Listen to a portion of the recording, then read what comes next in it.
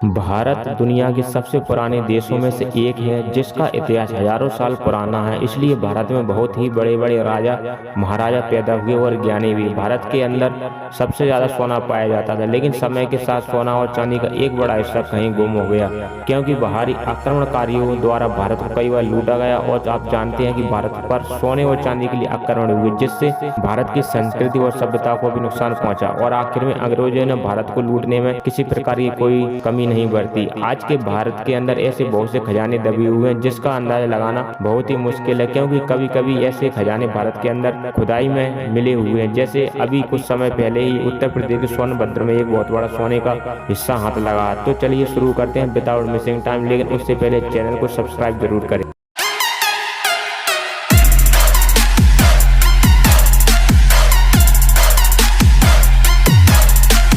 Number 6, Bruce banner ship. Bruce banner जहाज British east India का सबसे बड़ा और सबसे अमीर जहाज था, क्योंकि इस जहाज के अंदर 14,000 सोने की सिल्लियां, 19 ऐसे संदूक जिसके अंदर सोना जेवरात पड़े थे और 26 लाख सोने के सिक्के थे। यह साल 1782 में चेन्नई से इंग्लैंड के लिए श्रीलंका के रास्ते रवाना हुआ था, लेकिन यह जहाज समुद्र में कहीं डूब गया, जो अभी तक किसी को भी नहीं मिला। यानी आज भी वह जहाज समुद्र के नीचे कहीं दबा पड़ा। यह जहाज डूबने के बाद से इस खजाने को ढूंढने की बहुत बड़ी बड़ी कोशिशें कई बार हुई, लेकिन आज तक इसका कोई अता पता नहीं। नादिर शाह का खजाना। नादिर शाह को भारतीय इतिहास में एक लुटेरा आक्रमणकारी नाम से जाना जाता है। 1736 में नादिर शाह ईरान का राजा था। इसके बाद इसकी नजर भारत पर पड़ी और साल 1739 में उसने भारत पर आक्रमण किया। नादिर शाह ने भारत से इतनी संपत्ति और खजाने लूटे कि उसका काफिला जब भारत से वापस जा रहा था तो काफिले की लंबाई 150 मील थी, करीब 240 किलोमीटर लंबा काफिला। कोहिनूर हीरो को भी नादिर शाह ने लूटा था, लेकिन जब नादिर शाह दिल्ली को लूटकर वापस जा रहा था, उनके ही तंबू में उनके सैनिकों ने उनकी हत्या कर दी। और नादिर शाह के मरने के बाद यह खजाना दुर्रानी के पास चला गया, लेकिन उसका कुछ समय बाद किसी बीमारी के कारण मौत हो गई। लेकिन दुर्रानी ने मरने से पहले खजाना कहीं छुपा दिया था। चांदी के जेवरात और हीरा, कोहिनूर और कुछ हीरो को छोड़ दे तो अभी तक इस बात का पता नहीं चल पाया कि आखिर नादिर शाह ने जो खजाना लूटा था वह आज कहाँ है। नंबर 4, मीर उस्मान अली का खजाना।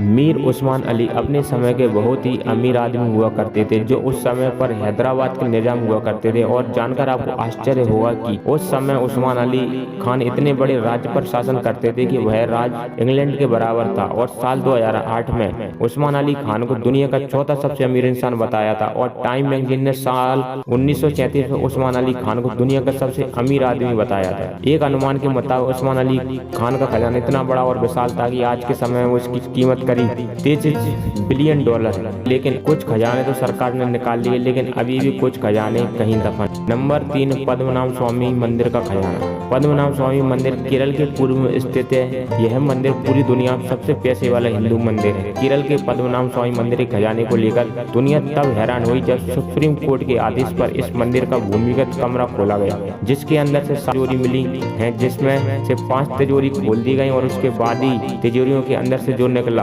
उसे देखकर सरकारी कर्मचारियों की आंखें खुली रह गईं। उनके सामने इतना खजाना दिखाई दिया कि कोई सोच भी नहीं सकता था। सोना, चांदी, जेवरात, मुकुट, मूर्तियां, बर्तन और हीरों के साथ बहुत कुछ, लेकिन सभी में नगीने लगे हुए थे। इस खजाने की अंतर्राष्ट्रीय कीमत 22 मिलियन डॉलर आंकी गई थी, लेकिन 7 नंबर की तिजोरी अभी तक नहीं खोला गया, क्योंकि इसका राज क्या है वह किसी को नहीं पता।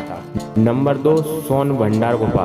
बिहार के राजगीर की एक बड़ी चट्टान में 2 गुफाएं हैं। माना जाता है कि सम्राट बिम्बिसार का खजाना यहीं छुपा है। इस खजाने को प्राप्त करने के लिए अंग्रेजों ने काफी प्रयास किया, मगर वह विफल रहे। इस गुफा में एक कमरा है। लोगों का मानना है कि यह कमरा खजाने की रक्षा करने वाले सैनिकों के लिए बनाया गया था। इसके अलावा जिसमें खजाने के रहस्य के रास्तों के बारे में लिखा गया है, जिसे आज तक कोई समझ नहीं पाया।